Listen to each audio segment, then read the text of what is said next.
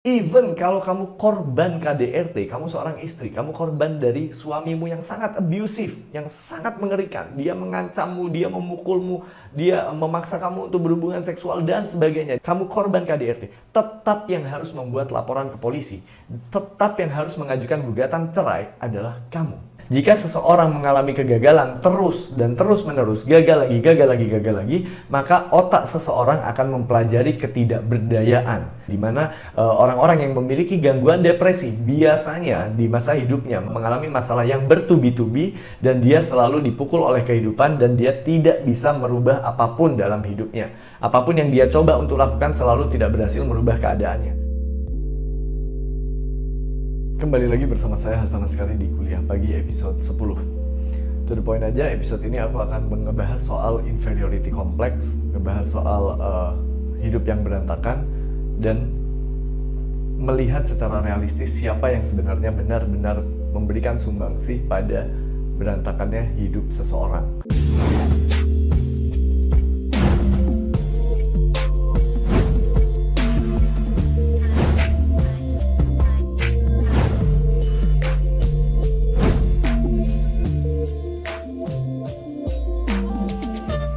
Selalu kasih kamu background story dulu. Aku beberapa waktu yang lalu konseling dengan salah seorang klienku berusia 28 tahun, wanita, dan dia merasa hidupnya berantakan. Dia sangat tidak percaya diri, sangat amat tidak percaya diri. Dia seringkali menjauhi orang lain karena dia takut untuk ditinggalkan. Daripada dia berteman, daripada dia berhubungan dengan laki-laki misalnya lalu berujung dia ditinggalkan, mending dia yang menutup diri dari orang lain atau dia menjauh dari orang lain. Dia pun sempat punya beberapa teman dekat, tapi setelah beberapa waktu dia memutuskan untuk menarik diri karena dia takut teman-temannya nanti akan meninggalkannya cepat atau lambat. Dan cycle itu, pola itu terus berlangsung sampai akhirnya dia nggak punya sahabat dekat saat ini, dia nggak punya pasangan hidup, dan dia tidak terbuka dengan orang tuanya. Dalam pekerjaan pun dia sangat tidak percaya diri, walaupun dia bekerja dari pagi sampai malam, dia underpaid, dia dibayar secukupnya, dia nggak pernah bernegosiasi, dia nggak pernah menuntut, dan dia tidak pernah berpikir untuk mencari pekerjaan lain yang membuat dia punya lebih banyak waktu. Alhasil saat konseling dimulai, baru cerita 1-2 menit pertama dia langsung menangis. Nah, setelah konseling dimulai, aku minta dia menceritakan backgroundnya, habis itu dia bercerita soal permasalahannya yang tadi. Terus aku tanya ke dia, berapa persen masalah yang kamu hadapi sekarang itu karena salahmu, dan berapa persen dari masalah yang kamu hadapi sekarang itu salah orang lain. Lalu dia berpikir dan dia menjawab bahwa 60-70% itu kesalahan dari dia sendiri dan 30% sisanya dari orang lain. Lalu aku ajak dia untuk berpikir secara realistis. Kamu tahu nggak bahwa kebanyakan dari kita yang memiliki hidup yang berantakan biasanya bermula bukan dari keputusan-keputusan kehidupan yang salah. Biasanya kehidupan kita berantakan karena hal yang jauh-jauh sebelum itu. Contohnya pada klienku, aku ajak dia untuk mendiskusikan kenapa kamu selalu menjauhi teman. Dia bilang karena aku meyakini bahwa cepat atau lambat orang akan meninggalkanku, dan itu sering terjadi. Waktu aku SD, SMP, SMA itu aku selalu dibully dan sebagainya. Sehingga waktu kuliah aku sering menarik diri dari aktivitas sosial. Nah, aku tanya ke dia, kenapa kira-kira kamu melakukan itu? Setelah dia berpikir, setelah kita berdiskusi, akhirnya ketemu jawabannya bahwa dia tidak cukup percaya diri karena pengalaman traumatisnya di masa lalu, yaitu dia menjadi korban bullying terus menerus. Nah, ketika aku tanya, kira-kira apa yang menjadi penyebab kamu dibully saat itu? Kira-kira. Dia berpikir dan dia ngerasa karena dia itu kalau ngomong terbata-bata dan nggak bisa membaur dengan teman-temannya. Dia ngerasa kesulitan untuk berkomunikasi karena dia tidak percaya diri. Sehingga teman-temannya menganggap dia aneh dan selalu memilih untuk membuli klien saya tersebut. And then setelah itu aku tanya lagi, oke, kira-kira kenapa waktu kecil kamu nggak percaya diri dan kamu jadi kesulitan untuk berbicara atau berkomunikasi? Atau kenapa kamu tidak percaya diri sampai kalau kamu mau ngomong kamu terbata-bata, dan itu yang membuat kamu akhirnya dibully oleh teman-temanmu? Dia bilang nggak tahu. So teman-teman, aku mau kasih tahu kamu satu hal, bahwa kalau kamu pernah merasa tidak percaya diri sejak kecil dalam ranah sosial, maka besar kemungkinan ada faktor pola asuh dari orang tuamu yang berhasil membuat kamu menjadi orang tidak percaya diri. Seharusnya, idealnya anak kecil itu ketika SD itu memiliki keterampilan untuk berhubungan dengan temannya karena dia percaya diri bahwa apapun yang aku lakukan di sekolah, sekacau apapun aku, ketika aku pulang aku masih punya rumah, aku masih punya ayah dan ibu yang mereka akan mencintai aku apa adanya. Walaupun aku nilainya jelek, walaupun aku nggak bisa berteman, walaupun aku berantem di sekolah dan sebagainya. Aku tahu ketika aku pulang, aku akan punya rumah, aku punya tempat untuk mengadu, yaitu ke ayah dan ibunya.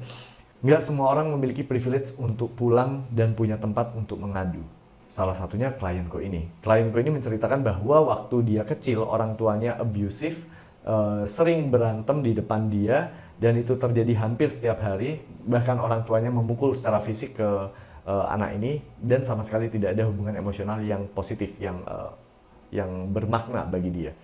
Nah, apa konsekuensi dari anak kecil yang 0 sampai 5 tahun pertamanya tidak mendapatkan kasih sayang, cinta, atau perhatian yang seharusnya dia dapatkan? Anak ini akan tumbuh menjadi orang yang tidak percaya diri. Dan ketidakpercayaan diri mereka bawa ke sekolah. Ketika mereka nggak percaya diri untuk berteman, mereka takut nggak cukup atau nggak cukup asik dianggap sebagai teman, dia akan dianggap aneh oleh teman-temannya yang masih SD. Anak masih SD nggak bisa berpikir jauh, anak masih kecil nggak bisa berpikir dia aneh karena orang tuanya jahat, orang tuanya suka marah. Nggak, anak kecil nggak pernah berpikir sejauh itu.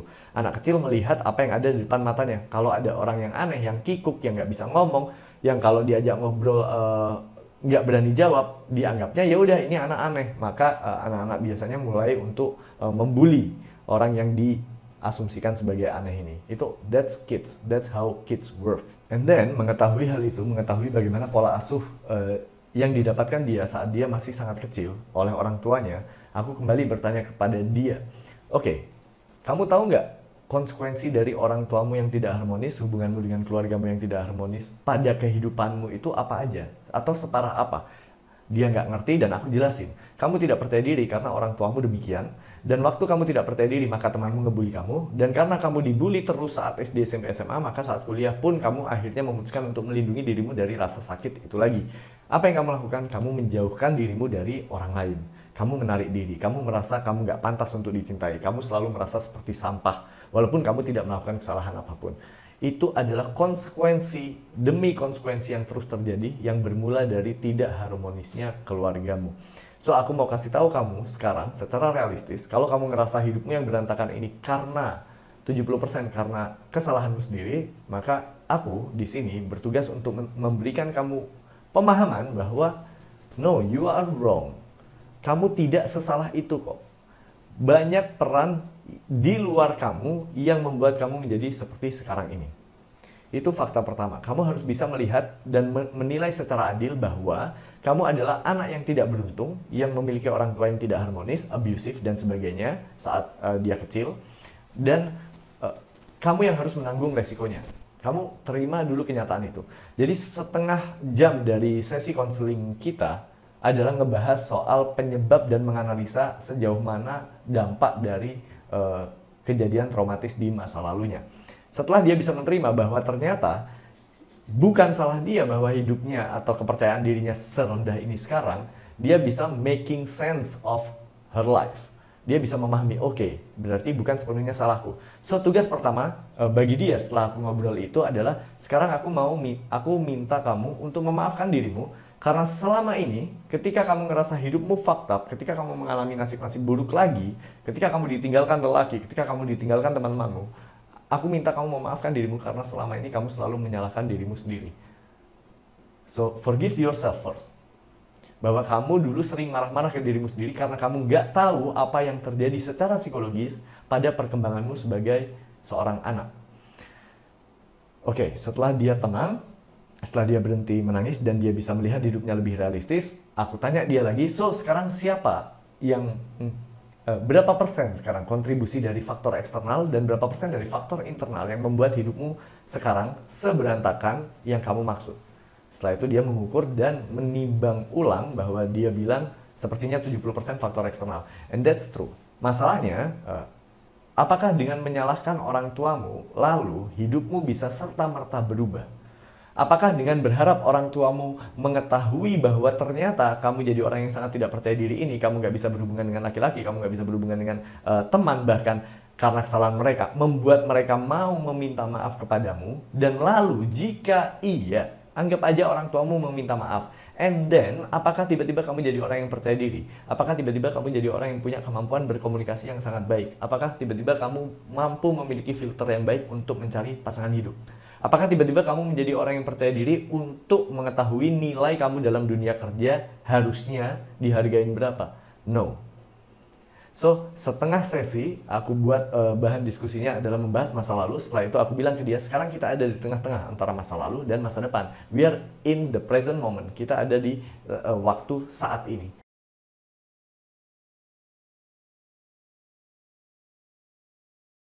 Saat ini kamu punya dua pilihan. Pilihannya adalah setelah kamu mengetahui bahwa ternyata bukan semuanya salahmu, kamu punya dua pilihan, antara kamu memilih untuk menjadi korban kehidupan, kamu memilih untuk melihat dirimu sebagai korban kehidupan, dan menunggu orang lain yang akan bertanggung jawab atau merubah nasib hidupmu, atau yang satunya, kamu membuat keputusan bahwa kamu menerima kenyataan bahwa ini memang tidak sepenuhnya salahmu, namun tetap saja orang yang harus bertanggung jawab untuk merubah hidupmu adalah dirimu sendiri. Kamu punya dua pilihan itu, mana yang mau kamu pilih? Lalu dia pilih untuk memilih bertanggung jawab atas nasib yang dia tidak pilih itu, yaitu dilahirkan di keluarga yang tidak harmonis, yang menyebabkan dia tidak percaya diri sampai saat ini. Nah, ketika dia udah memilih untuk bertanggung jawab, maka aku kasih tahu dia bahwa kamu walaupun tidak bersalah atas apa yang terjadi di masa lalumu, kamu tetap bertanggung jawab untuk melakukan banyak PR yang banyak tertinggal oleh orang-orang di usiamu, kalau kamu ingin hidupmu berubah. So, dari titik present moment, momen saat ini, ke masa depan, semua tanggung jawab ada di tanganmu jika kamu ingin hidupmu menjadi lebih baik. Karena kamu nggak punya pilihan, walaupun kamu nyalahin orang lain, dan jika memang benar-benar orang lain itu salah pun, hidupmu tidak akan berubah. Oke, teman-teman, sekarang aku mau ngomong sama kamu yang nonton. Dalam hidup ini, seringkali sumber utama permasalahan kehidupan kita itu bukan diri kita sendiri. Seringkali. Justru mayoritas masalah yang datang di diri kita adalah timbul karena orang lain. Memang seringkali seperti itu. Kecuali kalau kamu orangnya emang troublemaker, kamu orang narsisistik, kamu psikopat, kamu orang yang terlalu disagreeable dan sebagainya, kamu bisa aja menjadi penyebab dari masalah-masalah yang datang di hidupmu. But for most people, untuk kebanyakan orang, masalah yang datang adalah dari faktor eksternal. Benar kan? Namun, perlu kamu sadari bahwa mengidentifikasi permasalahan, mengetahui permasalahannya ada di mana, salahnya ada di mana, siapa yang harusnya meminta maaf dan sebagainya, tidak serta-merta membuat hidupmu berubah. Paham ya? Kamu mengetahui siapa yang salah, tidak serta-merta membuat hidupmu berubah. Aku tekankan sekali lagi. So, even kalau kamu korban KDRT, kamu seorang istri, kamu korban dari suamimu yang sangat abusive, yang sangat mengerikan. Dia mengancammu, dia memukulmu, dia memaksa kamu untuk berhubungan seksual dan sebagainya. Dia sangat mengerikan, suamimu itu. Kamu korban KDRT, tetap yang harus membuat laporan ke polisi, tetap yang harus mengajukan gugatan cerai adalah kamu. Dengan analogi ini, aku harap kamu paham bahwa walaupun yang salah orang lain, yang harus berjuang untuk memperjuangkan kebaikan dirimu adalah dirimu sendiri. Because kalau kamu nunggu orang lain berubah, apalagi pelaku keburukan, kamu menunggu mereka berubah, kamu menunggu mereka sadar, mereka mengakui kesalahan mereka, dan mereka nangis-nangis minta maaf ke kamu. Let's say itu terjadi, hidupmu tetap fucked up. Dan kemungkinan besar orang tersebut nggak akan pernah sadar kalau ternyata mereka pernah menyakiti, bahkan membuat hidupmu sekarang berantakan. So, daripada kamu menunggu, dan terus menunggu, dan memilih untuk memandang dirimu sebagai korban kehidupan, maka sebaiknya yang aku sarankan, kamu segera bangkit dari sana, kamu berhenti menjadi orang yang merasa menjadi korban kehidupan, and then you take responsibility. Kamu ambil tanggung jawab untuk merubah hidupmu menjadi lebih baik. So, dari situ aku sama klienku mulai ngomongin soal masa depan, apa PR-nya, apa planning-nya. Aku kasih dia beberapa PR yang harus dia lakukan. Salah satunya soal mencari pekerjaan yang lebih baik, karena pekerjaan dia dari pagi sampai malam itu membuat dia nggak punya waktu. Aku suruh dia membuat CV dan surat lamaran pekerjaan yang baru, buat semenarik mungkin CV-mu, lalu kamu lamar ke 20 perusahaan. And let's see what's gonna happen. Dan aku suruh dia juga untuk berani berteman, aku suruh dia untuk reach out ke sahabat-sahabatnya yang dulu, yang dia tinggalkan karena dia takut ditinggalkan duluan. Let's see what's gonna happen.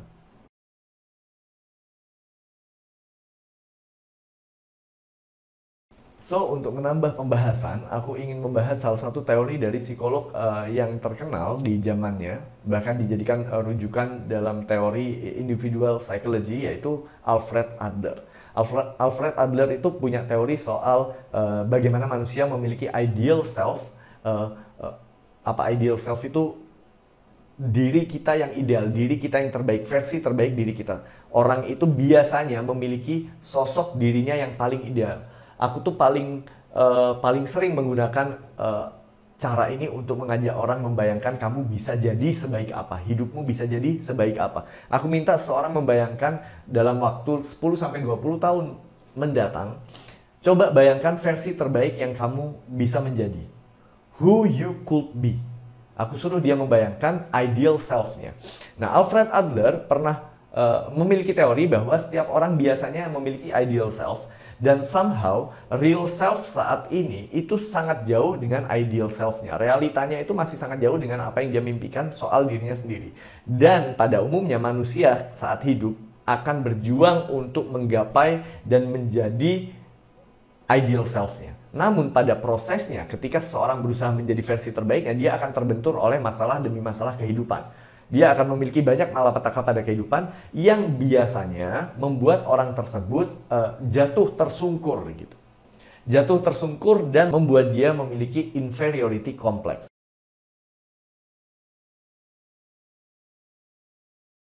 Inferiority complex adalah sebuah kompleks, sebuah pemikiran, sebuah mindset di mana seseorang merasa dia lemah, dia kecil, dia nggak berdaya, dia korban, dia nggak bisa merubah apapun dalam hidupnya. Itu inferiority complex. Seseorang yang karena dilahirkan dengan fisik yang sangat tidak cantik misalnya, dia akan menyalahkan banyak hal atas kegagalan hidupnya karena dia yang dilahirkan dengan fisik yang sangat jelek. Let's say, itu contoh aja. Dan Alfred Adler menggambarkan salah satu kasus yaitu seseorang panglima perang saat itu yang bernama Napoleon Bonaparte yang dilahirkan dengan kondisi fisik yang sangat pendek sehingga dulu waktu kecil dia sering merasa minder karena rasa pendeknya. Bagi orang yang memilih untuk terus berada pada pelukan inferiority complex ini, orang tersebut akan menyalahkan banyak hal termasuk nasib, termasuk Tuhan atas ketidakenakan yang dia terima dalam hidupnya. Orang yang ingin berjuang menjadi ideal self mereka, ketika mereka striving, mereka berjuang untuk menjadi orang yang lebih superior, dia otomatis harus mampu mengalahkan inferiority complex-nya. Karena kalau enggak, inferiority complex ini sangat-sangat amat manis dalam merayu kita untuk membuat kita memilih memandang diri kita sebagai korban kehidupan. Kenapa sangat manis rayuannya? Karena kalau kita memilih dan mengadopsi pemikiran kita sebagai korban kehidupan, maka somehow kita seakan-akan terbebas dari tanggung jawab untuk merubah hidup kita. Bayangin orang yang memiliki nasib yang sangat buruk, tapi dia harus berjuang untuk merubah hidupnya. Oh ya nggak bisa dong, dia kayak gini karena nasibnya. Dia terlahir sebagai orang yang sangat amat miskin dan dia nggak disekolahin dan dia nggak dapat apa yang dia butuhkan saat kecil. Ya of course dia akan jadi manusia nggak berguna di masa depan. Nah orang tersebut meyakini hal itu, bahwa aku emang udah nasibnya menjadi orang miskin, maka aku nggak akan bisa jadi orang yang berhasil dalam hidup secara finansial, maka aku nggak perlu berjuang keras. Nah, berjuang keras ini adalah bentuk self-responsibility. Orang kalau mengadopsi pemikiran inferiority complex, maka dia seakan-akan terbebas dari tanggung jawab untuk merubah hidupnya. Rayuan ini sangat mengerikan dan sangat amat banyak. Bahkan beberapa orang yang aku kenal pun memiliki inferiority complex. Dan tinggal tunggu waktu aja, menurutmu berapa tahun orang tersebut akan berubah? No, they will never change. Mereka tidak akan pernah berubah. Kalau kamu udah mengadopsi inferiority complex, kamu menjadi korban dalam kehidupan. Sorry ya, kamu memilih untuk melihat dirimu menjadi korban, karena aku nggak peduli kamu beneran korban atau enggak. Even klienku yang tadi, dia beneran korban dari pola asuh orang tuanya. Tapi kalau dia memilih untuk melihat dirinya menjadi korban kehidupan, maka hidupnya tidak akan pernah berubah. Kenapa? Karena dia melepas tanggung jawab untuk bertanggung jawab pada hidupnya sendiri. So, teman-teman, victim mentality is very, very attractive. Mentalitas korban itu sangat menarik untuk kita ambil, tapi sangat amat besar harga yang harus kita bayar. Yaitu penderitaan kita nggak akan pernah berhenti. Dan biasanya orang yang memiliki inferiority complex itu memiliki mindset, memiliki pikiran kalau dia melihat temannya berhasil mendapatkan apa yang dia mau, dia selalu iri pada temannya dan dia punya afirmasi di kepalanya bahwa temanku kenapa selalu beruntung ya, kenapa aku selalu apes ya, kenapa aku selalu bernasib buruk ya. Orang lain tuh kenapa kok enak ya, mereka berjuang, mereka mendapatkan yang mereka mau. Aku udah berjuang berkali-kali tapi selalu gagal. Seakan-akan aku ditakdirkan untuk gagal. Itu biasanya ciri-ciri pikiran orang yang sudah terlanjur mengadopsi inferiority complex. Karena alih-alih dia bertanggung jawab dan dia berusaha untuk membedah permasalahan mereka, mencari tahu sebenarnya sumber masalahnya di mana dan apa yang bisa aku lakukan untuk merubah hidupku, dia memilih untuk menganggap nasibnya tidak bisa dirubah.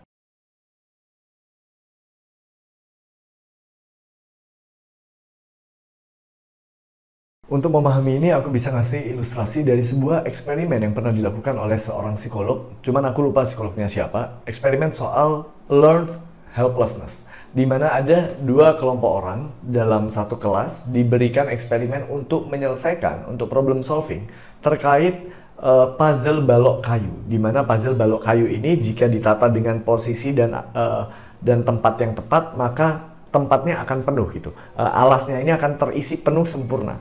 Jika nggak tepat posisi antar puzzle baloknya, maka alasnya nggak bisa terisi penuh, bisa melebihi atau bahkan kurang pas gitu, atau bahkan terlalu kecil. Nah, di eksperimen ini dua kelompok orang, yaitu satu kelompok eksperimen, satu kelompok kontrol. Kelompok kontrol ini yang tidak diberikan eksperimen, yaitu diberikan puzzle balok yang benar-benar sesuai, puzzle balok yang benar-benar bisa diselesaikan, bisa di-solve. Jadi satu kelompok orang ini emang memiliki puzzle balok yang solvable, satu kelompok lainnya diberikan puzzle balok yang memang tidak bisa, it's impossible to solve. Jadi emang nggak bisa dipecahkan. Emang posisi puzzle baloknya itu ada yang nggak pas sehingga mau diposisikan seperti apapun nggak akan bisa berhasil terisi sempurna. Nah, dua kelompok orang ini, yang satu berhasil dalam waktu kurang dari 1 menit dan mereka berekspresi, mereka senang, sedangkan orang yang dieksperimenkan ini, yang diberikan puzzle balok yang sebenarnya emang impossible to solve, mereka frustrasi. Mereka ngelihat temennya, loh kok dia bisa, padahal kayaknya sama tuh, kok dia bisa, kok aku nggak bisa, sampai ada yang berkeringat dan sebagainya. Akhirnya menyerah dia, waktunya habis, sama eksperimenternya, penelitinya diberikan puzzle balok yang berbeda, yaitu level 2. Dimana sekali lagi yang kelompok kontrol diberikan puzzle yang emang solvable walaupun lebih susah. Yang kelompok tadi yang udah gagal karena diberikan puzzle yang tidak bisa dipecahkan, diberikan puzzle yang lagi-lagi impossible to solve, lagi-lagi tidak bisa dipecahkan. Dan sekali lagi ketika permainan dimulai, yang kelompok kontrol mampu menyelesaikan di bawah 1 menit, sedangkan kelompok yang eksperimen yang emang disengaja dikasih sesuatu yang nggak bisa dipecahkan merasa frustrasi dan stres. Dan tingkat stres mereka sangat meningkat tajam. Ada yang sampai marah gitu, ada yang sampai banting baloknya dan sebagainya. Padahal ini orang-orang dewasa. Karena dia malu ngelihat temannya, orang lain yang bereksperimen dengan mudah menyelesaikannya. Setelah itu diselesaikan, waktunya habis, diberikanlah yang ketiga. Puzzle balok yang ketiga ini dari eksperimenternya diberikan sama persis. Itu berarti dua-duanya sama-sama bisa dipecahkan. Kelompok yang selalu berhasil diberikan puzzle balok level 3, dan kelompok yang selalu gagal karena mereka dijebak dalam tanda kutip di eksperimen, diberikan puzzle yang kali ini benar-benar bisa dipecahkan juga, identik sama persis puzzle baloknya. Yang menarik adalah di sini, ketika orang yang 2 kali gagal berturut-turut, di hadapannya ada puzzle balok yang sebenarnya bisa di-solve, lagi-lagi mereka nggak bisa menyelesaikannya. Mereka udah frustrasi duluan, mereka udah menyerah duluan, mereka sudah punya pemikiran bahwa ini emang semuanya nggak bisa, antara aku yang bodoh atau nggak tahu gimana gitu. Yang satunya berhasil menyelesaikan lagi-lagi di bawah 1 menit dan mereka bergembira. Nah, penelitian ini, eksperimenternya ingin menunjukkan bahwa jika seseorang mengalami kegagalan terus dan terus-menerus, gagal lagi, maka otak seseorang akan mempelajari ketidakberdayaan. Itu yang disebut learned helplessness, ketidakberdayaan yang dipelajari, di mana orang-orang yang memiliki gangguan depresi biasanya di masa hidupnya mengalami masalah yang bertubi-tubi dan dia selalu dipukul oleh kehidupan dan dia tidak bisa merubah apapun dalam hidupnya. Apapun yang dia coba untuk lakukan selalu tidak berhasil merubah keadaannya. Biasanya orang tersebut akan mengalami sesuatu yang namanya learned helplessness ini dan terjebak dengan depresi yang dia miliki. Alhasil, dari eksperimen itu kita bisa belajar bahwa ternyata teman-teman, kalau kamu gagal di masa lalumu berkali-kali, maka otakmu akan lebih mudah menyerah. Dan biasanya ketika ada temanmu, sahabatmu, orang tuamu menyuruh kamu untuk berusaha lagi, kamu akan otomatis menjawab, aku tuh udah ngelakuin semuanya. Dan semuanya selalu gagal. Emang aku tuh nggak bisa berubah. Emang kayaknya takdirku. Emang aku ini terlalu bodoh. Emang aku ini terlalu nggak beruntung. Emang aku tuh terlalu ini, itu, ini, itu. Itu namanya learned helplessness. And that's very dangerous. Kenapa? Karena ya kamu nggak akan keluar dari keterpurukan hidupmu itu. So, di akhir teman-teman, aku ingin menceritakan proses ada seseorang yang sudah aku anggap sebagai adikku sendiri. Dia mempunyai stroke ringan, stroke sebelah, di mana bagian tubuhnya sebelah kanan itu nggak bisa berfungsi selayaknya orang ketika anggota tubuhnya normal. Jadi tangan kanannya, kaki kanannya itu nggak bisa berfungsi normal. Dan waktu aku ambil gitu ya, aku memutuskan untuk membantu dia keluar dari ketidakberdayaannya ini, sangat sulit sekali untuk membuat dia percaya bahwa hidupnya bisa berubah, karena dia udah terserang stroke itu sejak dia usia 14 tahun. Memang langka kasus stroke pada anak muda, tapi dia salah satu orang yang memilikinya. 14 tahun dia SMP udah punya stroke, dan sejak saat itu hidupnya mulai spiral ke bawah, mulai hancur dan sebagainya. Sekarang dia usia 21 atau 22 gitu. Dan lebih dari setahun aku berusaha untuk membuat dia mandiri. Dan ada momen saat akhirnya aku harus benar-benar menampar dia, karena dia selalu memposisikan dirinya sebagai korban dari kehidupan. Kenapa harus aku tampar dalam tanda kutip ya? Karena emang memilih untuk melihat diri kita sebagai korban itu nggak akan merubah kenyataan. Nah, dari momen itu akhirnya dia terus berjuang untuk mencari pekerjaan, dan karena dia mampu memecahkan permasalahannya dia, kenapa dia selalu gagal, kenapa dia selalu gak diterima di tempat kerja, dia belajar satu persatu di pekerjaan apa yang sepertinya dia masih bisa kerja dan sebagainya. Aku ajarin dia untuk interview, aku ajarin dia untuk public speaking dan sebagainya, hingga akhirnya dia sekarang berhasil keterima di tempat kerja dan mendapatkan upah minimum regional. Dan itu sesuatu yang gak pernah dia bayangkan sebelumnya, karena hampir atau lebih dari 7 tahun dia hidup dalam ketidakberdayaan. So, walaupun dengan keadaan fisik setidak beruntung itu pun, kita selalu bisa, kita selalu punya kesempatan, kita selalu punya peluang untuk memperbaiki hidup kita. Sekecil apapun atau selama apapun. Mungkin buat adik angkatku ini butuh 1 tahun, mungkin buat kamu butuh lebih panjang lagi waktunya, atau mungkin kamu lebih besar perjuangannya karena kamu gak ada orang yang membantu kamu sama sekali. But changing your life is possible. Merubah hidupmu tuh mungkin terjadi. Jangan percaya kalau ada orang yang bilang ke kamu bahwa kamu ditakdirkan untuk hidup kayak gini, kamu ditakdirkan untuk menderita, kamu ditakdirkan untuk sedih dan sebagainya. Jangan pernah percaya mereka. Tapi emang perlu kerja keras. Jadi gitu ya teman-teman ya, kalau emang kamu punya masalah dan masalahmu adalah kamu nggak punya pekerjaan, carilah pekerjaan sebisamu dan coba bedah tuh kamu gagal di mana, di bagian mananya, karena rekrutmen itu ada banyak tahapan. Kamu gagal di psikotes atau di interview, karena kalau gagal di psikotes itu berbeda yang harus kamu latih dengan kalau kamu gagal di interview. Kalau kamu gagal di interview, kamu harus berlatih untuk ngomong secara percaya diri, kamu harus bisa meyakinkan orang lain, kamu harus bisa menceritakan dirimu dengan baik, kamu harus bisa menunjukkan betapa kamu emang layak memiliki posisi tersebut. Tapi kalau psikotes kamu gagal, maka kamu perlu belajar gimana caranya memecahkan psikotes ini. Kamu perlu belajar tuh dari internet, gimana ya soal-soal ini tuh jawabannya apa, aku gimana caranya jawabnya, apa yang sebenarnya dicari dari psikotes ini, sehingga kamu benar-benar bisa, walaupun gagal, tapi gagalmu tuh lebih jauh. Kalau dulu kamu gagal di administrasi, yaitu CV-mu nggak bagus, CV-mu benar-benar nggak meyakinkan bahkan untuk diberikan kesempatan psikotes, maka perbaiki CV-mu, maka perbaiki surat lamaran kerjaanmu. Maka kamu harus tahu gimana cara membuat body email saat kamu meng-email surat lamaran pekerjaan. Karena itu semuanya penting. Begitu pula kalau kamu merasa kamu susah sekali mencari pasangan hidup yang baik, kamu selalu bertemu dengan cowok atau cewek yang tidak baik atau selalu mengkhianati kamu, selalu menyakiti kamu. Kamu perlu menganalisa di bagian mana kamu salah. Kamu salah dalam mencari orangnya, kamu salah kolam dalam mencari orangnya, atau kamu salah dalam proses seleksinya. Kamu nggak tahu mana orang yang sebenarnya pantas menjadi pasanganmu, atau mana orang yang sebenarnya hanya berniat main-main. Atau bisa jadi masalahnya ada di perlakuanmu terhadap orang yang sebenarnya orang baik. Karena kamu nggak bisa memperlakukan dia seperti dia ingin diperlakukan, maka dia meninggalkanmu atau dia mengkhianatimu. Paham ya? Dalam semua urusan, dalam semua kegagalan, dalam semua permasalahan, Cobalah untuk mengambil tanggung jawab bahwa masalah ini ada karena ada dalam diriku yang ikut berkontribusi menyebabkan kegagalan ini, sehingga kamu akan lebih mudah untuk mencari jalan keluar. Aku gagalnya nih masalahnya nih di mana sih? Di step mana sih aku selalu gagal? Di bagian mananya yang bikin orang nggak mau ngebeli produkku dan sebagainya. Dengan cara berpikir demikian, kamu akan keluar dari lingkaran setan mentalitas korban. Dan hanya dengan cara demikian, kamu benar-benar bisa merubah hidupmu. Perlahan demi perlahan, namun pasti. Perlahan demi perlahan, yang penting berprogres. So I think that's it teman-teman. Aku Hasan Askari. Thank you very much.